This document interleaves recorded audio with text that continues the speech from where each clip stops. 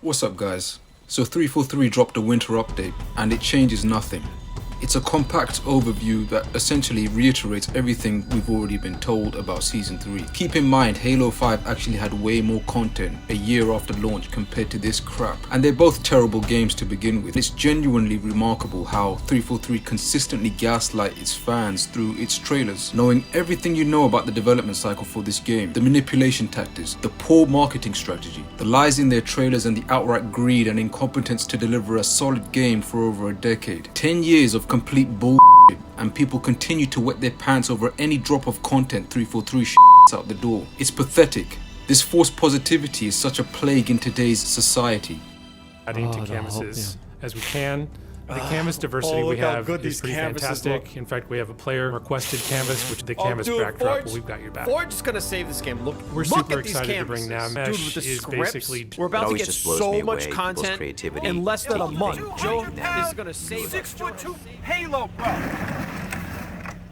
File share is coming to the game. File share will be releasing at the same time, which is just... This is good. This is the only real downsides of the winter update is there wasn't a lot to talk about when it comes to the missing content for the game. Do you smell that?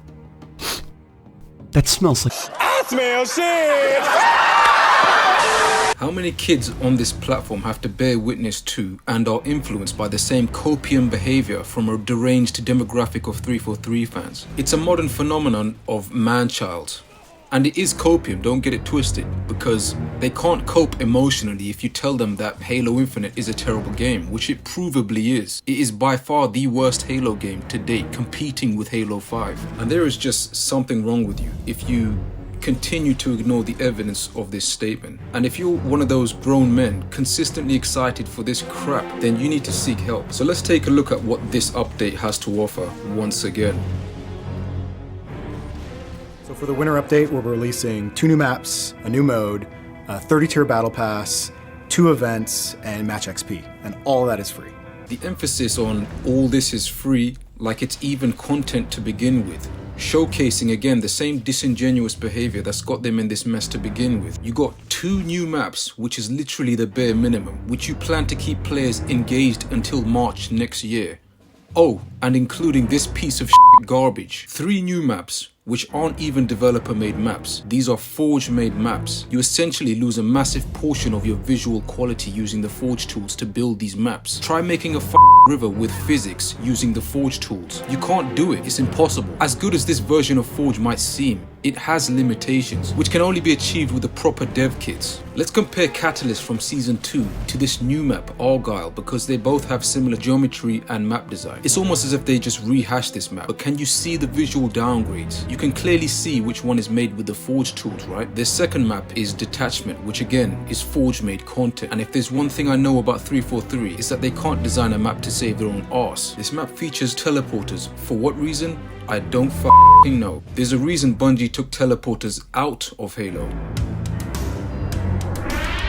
In Halo 1 and Halo 2, we had these teleporters. Although it was a great way to get around quickly, it didn't provide as much inherent danger as the man cannon does.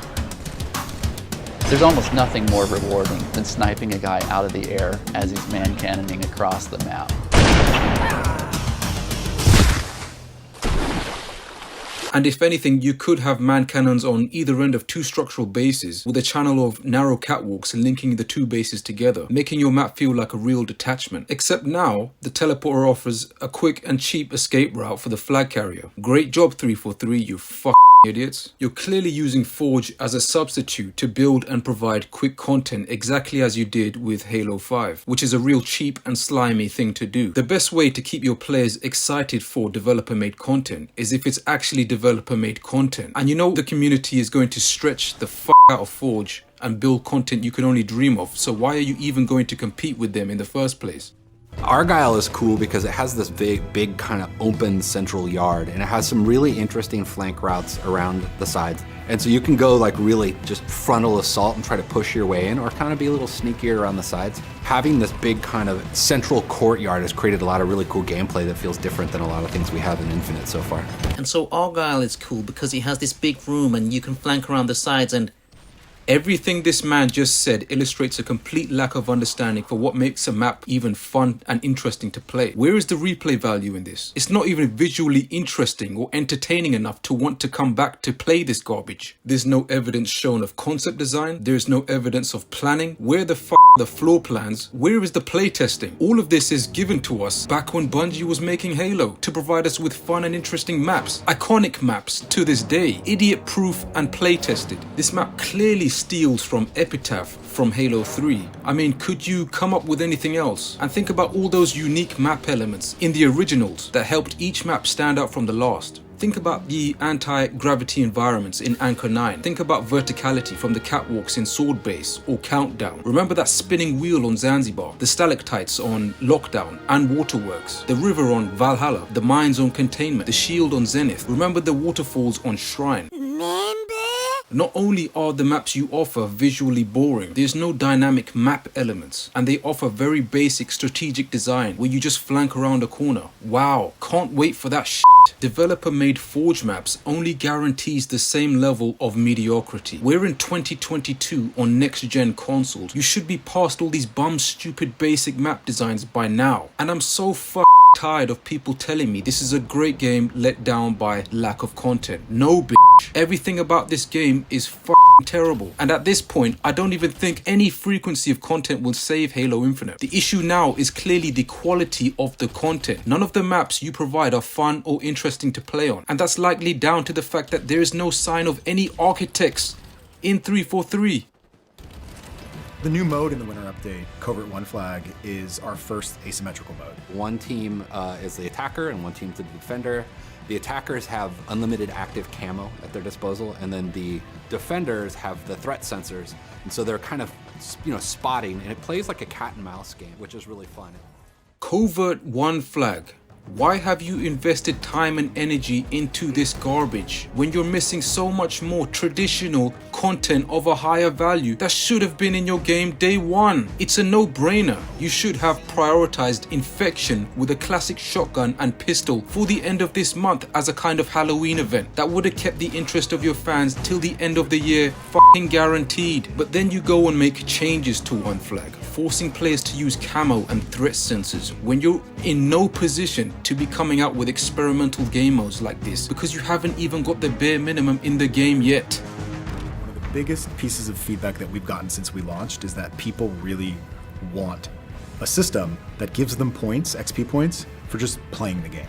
The new Match XP system actually rewards players for playing. As you're playing matches, you get XP. If you win, you get a little bit of bonus XP. If you perform well, you get a little bit of bonus XP. But from my knowledge, I understand that when you're playing Infinite's free-to-play multiplayer, there are a series of battle passes which lock away customizations. Now, in order to access that content, the player has to pay, so essentially it's now a pay-to-play game. Because let's be honest, you're not gaining anything if you don't purchase the battle pass, which again is a very slimy tactic in my opinion.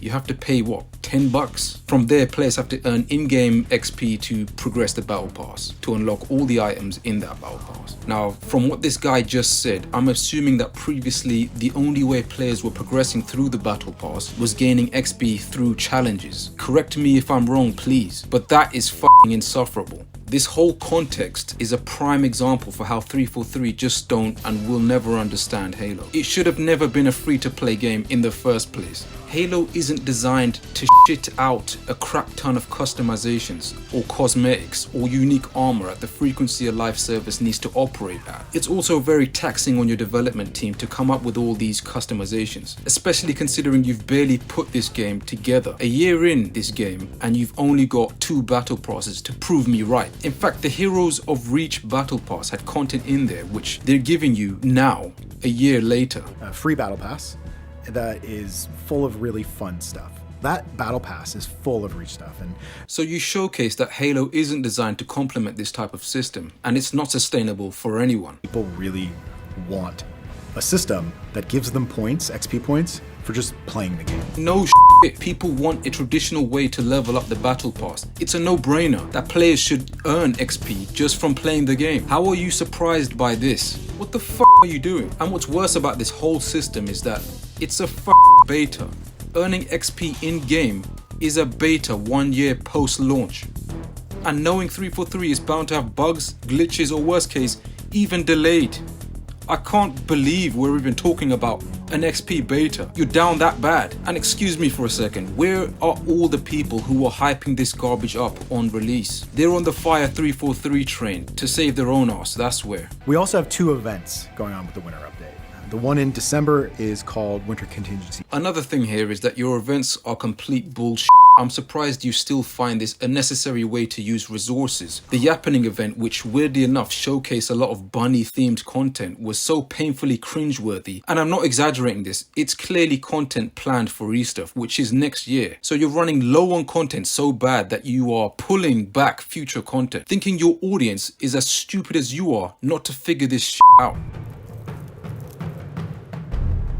Campaign co-op has always been a big part of the Halo experience. Being able to play with your friends, do all sorts of cool and fun things together that you can't do in single player. And with Halo Infinite, we've made this much more expansive, wide open world. And with the release of Network Co-op, I'm just looking forward to people jumping in with their friends, exploring the world. Campaign Network Co-op. Essentially, this statement is saying this co-op experience is exclusive to online use only, and only reminds us that Halo Infinite cannot support split-screen co-op, which there is no reason, there is no explanation for why you cannot achieve this, other than you're incompetent. There are people glitching their way into split screen right now. So it works. Question is, why can't you deliver this experience? Instead, you're taking away from the player by cancelling this feature completely. As AAA developers, why aren't you capable of bringing this to life? When it's a core staple feature of the franchise, you prioritize garbage content we just went over for core staple features which should be in the game day one. This whole portion of your trailer or this overview shouldn't even exist because it should have been in the game day one. It's disingenuous to talk about co-op and mission replay as if it's actual content when it's expected to be in the game day one, when Bungie was providing all of this on day one over a decade ago. Could you imagine someone trying to play Halo Infinite without an online connection? What exactly are you playing? The UI doesn't even work. As part of the free winter update, we're super excited to release the Forge Open Beta, our most powerful Forge tool yet. Well, ever since Halo 3, Forge has been the way that we unlock all the creativity of our players. Now, Infinite's Forge mode is the centerpiece to this whole update. In fact, it takes up the most time in this winter update video, which just shows you how little they really have to offer. In fact, Forge is the only real content 343 have managed to produce in 1 year post-launch, and so they projected this very heavily, and I think it's going to leave a lot of people very underwhelmed. 343, in 10 plus years of their Halo, are unable to produce a Forge world that even competes with Reach's Forge world. That's a fact. And don't try and downplay Forge world because it still has a lot to offer. It provides the player with base terrain to work with, which encourage ideas. It's a great way to introduce and allow the player to feel comfortable with building in Forge. It provides beautiful areas and huge canvases at the same time. You even have water physics to play with, something 343 have struggled with since like forever. You don't get any of that with a blank set of empty canvases. It feels empty. It feels lazy. In fact, the only interesting canvas here is this one, and I'm willing to bet this canvas will play exactly like Alpine from Halo 5. Literally just a small section of space to build off, with a lifeless shell of itself ocean to play with, offering no water physics. Very underwhelming. And again, we're on next-gen console in 2022, and 343 are still dwindling with objects which you have to place and rotate to build simple topography. It's an awkward process, and I argued this in my last video. Far Cry from 2005 offered a much more convenient way to build terrain, and it's only improved since then. In fact, shit's so advanced now, you can build your own single player missions using the map editor to an almost dev-like quality. The fact is, Forge is only going to cater to a small minority in the game, just as it's always done. And if you think Forge is going to make all the difference, you are greatly kidding yourself. And honestly, how is any of this shit a priority when you have such awful desync in the game? Imagine you have a new car with a broken engine, which you take to get serviced, but your mechanic spends thousands on a fresh coat of paint, new alloys and tinted windows. Firstly, it's not what we asked for. It's clearly not the priority. And secondly, it's just pointless cosmetics and customizations, which gets us nowhere but wastes time and money without addressing the real issues. That's what 343 are doing to Halo right now. You can't claim Halo is a super competitive game and have god-awful, very consistent desync issues. I'm convinced you don't know how to fix this game. You're clearly hoping people are distracted with bullshit content like this, which should have been in the game at launch. Anyway, that's gonna do it for this one, guys. Let me know what you guys think.